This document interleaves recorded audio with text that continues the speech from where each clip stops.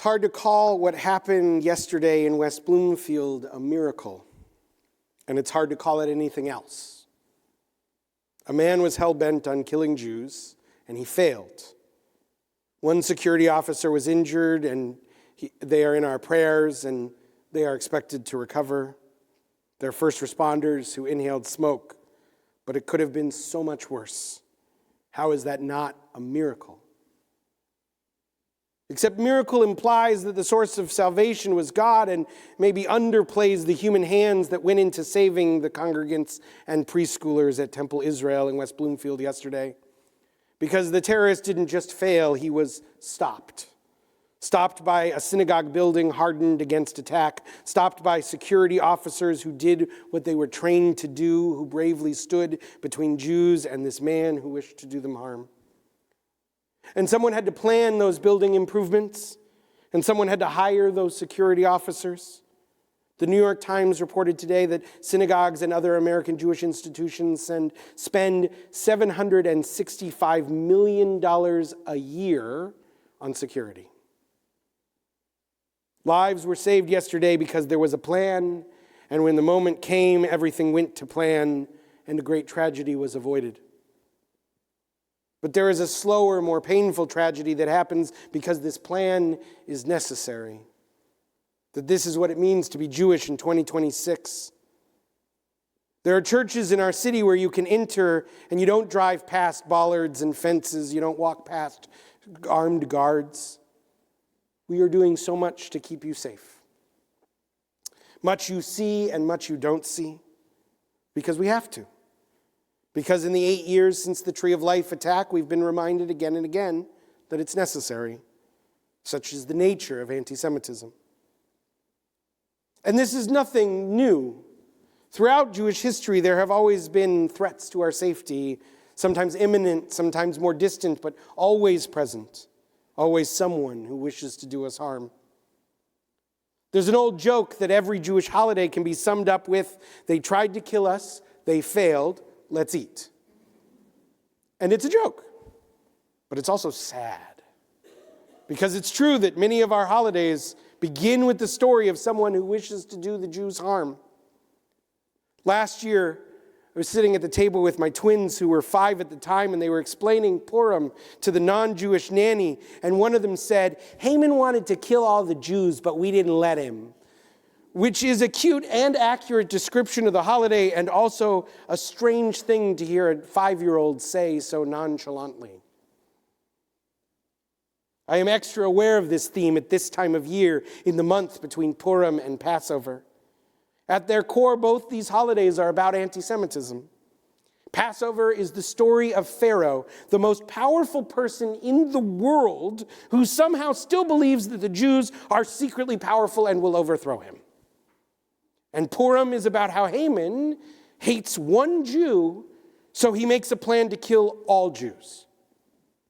3,000 years before there was a word for anti-Semitism, Jews were writing treatises on how it functioned and putting them together in what we call the Tanakh, the Hebrew Bible.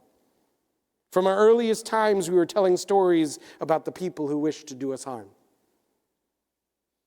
Except that's not really what those stories are about. Or it's not what we make them be about. Purim and Passover are not somber holidays where we wear sackcloth and ash to commemorate all the people who tried to do us harm, because we decide to tell the story differently. We make Purim about joy and jubilation. We make Passover about hope and liberation.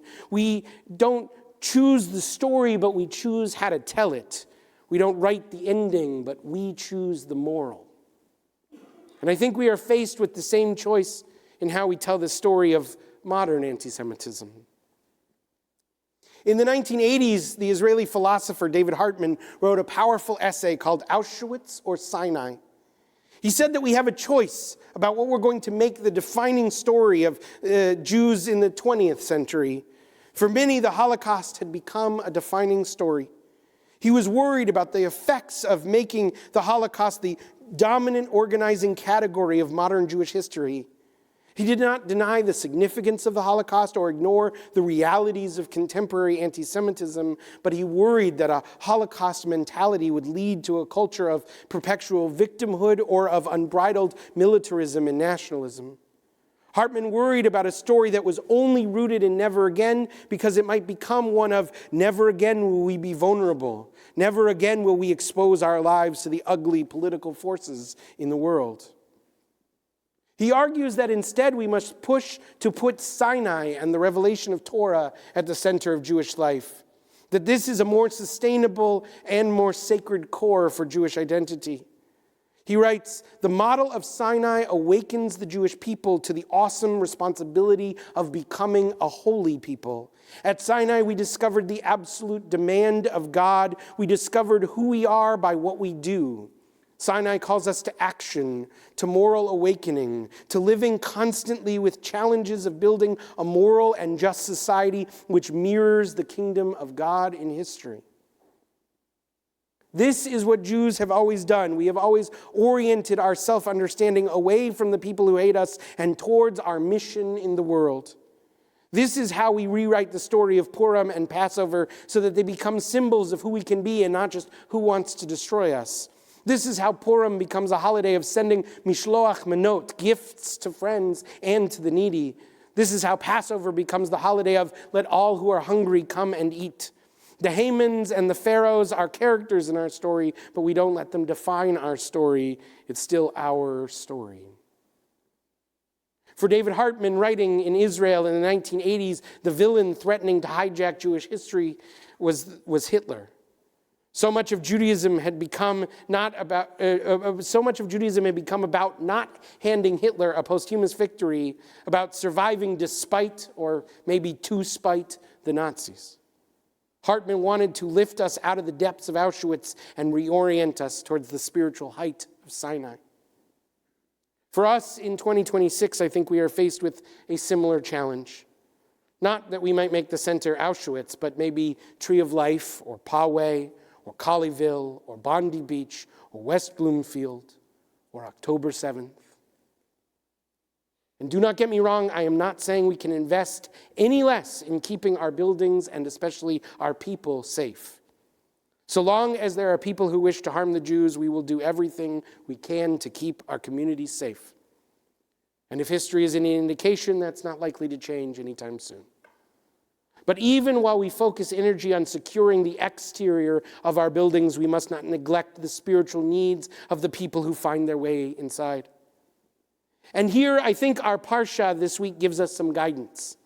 The portion is Vayak'heil-Pekudei, the last chapters of the book of Exodus. In them, our ancestors completed the construction of the portable sanctuary in the wilderness. A few weeks ago, God said, "V'asuli mikdash v'shachanti b'tocham," build for me a sanctuary that I might dwell among them. Here, God calls it a mikdash, a holy space from the word kadosh. This is where the rites and rituals, the sacred gatherings and special moments will take place, and so it will be infused with holiness. But God also calls it a Mishkan, a dwelling place. At the end of Vayak'heil-Pekudei, we are told that when the Mishkan was finished, the cloud of God covered the tent, and the presence of the Eternal filled it. This is the vision of sacred community that our ancestors built in the wilderness, and it can be a vision for us today. For Hartman, the question of the 80s was Auschwitz or Sinai. For our day, the question is whether we will build merely fortresses or a Mishkan. Vayak'heil-Pekudei gives a thorough accounting of all the gifts that the Israelites brought to help in the construction of the Mishkan. Every person had gifts to contribute, and every person's gifts were necessary in completing the task. If any had been missing, the Mishkan would have been incomplete. The work of constructing a Mishkan, of building sacred community, is only possible when everyone brings their sacred gifts. Not just the gifts of their talent or their donations of money, though those are crucially important, but also your presence. We need you here because when we are here together, we invite God in. God says, "V'asuli mikdash v'shachanti b'tocham," build for me a sanctuary that I might dwell among them. Not bitocho in it, but bitocham among them.